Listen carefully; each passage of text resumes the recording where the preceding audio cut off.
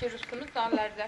Kekin O'zi aslida Andijonliman. 1981-yili Toshloq tumanidagi Mehnatobod mahallasi kelin bo'lib tushganman.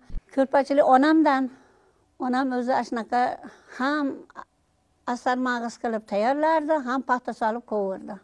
Shuni ko'rib yurib ko'zim pishgan. Shularni qilaman. Men o'zim qiziqib qilaman. Majbur emas. Ikkala o'g'lim ham oliy ma'lumotli ishlar bilan ta'minlangan. Qizim o'qituvchi bo'lib ishlaydi.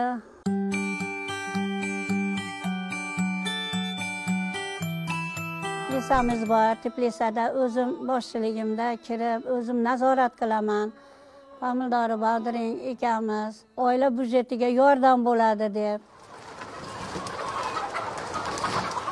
1,5 mingtadan 1,800 tagacha tuxum terib olamiz. Tuxumlarni olib borib magazinlarga tarqatib kelinadi. Daromadini yarimi yemga chiqib kelsa, yarimi oila byudjetiga daromad bo'lib qolyapti.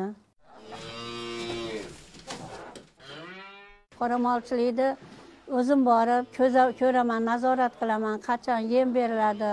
O'zim sog'aman, sog'ib kelaman o'sha fermada. O'zimizga loyiq endi bor chiqadi. Charchamayapsizlarmi deyman.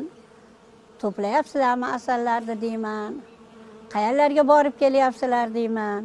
Shu borib olib keladi. Endi hozir 12 ta yashiqda bo'ldi. Yangi boshlaganimiz uchun endi 2-yili ketyapti. Asalda olodi bittali 40 litrli flagada 2 ta paqirda oldik. Yoshligimdan gulni yaxshi ko'raman. Kirgan odam havas qilmasdan qo'ymaydi-da ekkan gullarimni ko'rib.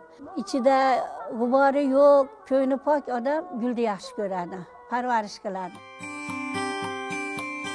Toshloq tumanidagi Qo'ziboyevlar oilasi 45 yil davomida barchaga o'rnak bo'lib kelmoqda. Oila bekasi Muqaddam opa umrining 35 yilini yosh avlodga ta'lim-tarbiya berishga bag'ishlagan. Shu Qo'ziboyevlar oilasi degandan keyin o'zimni nihoyatda xursand qildim. Prezidentimizga rahmat.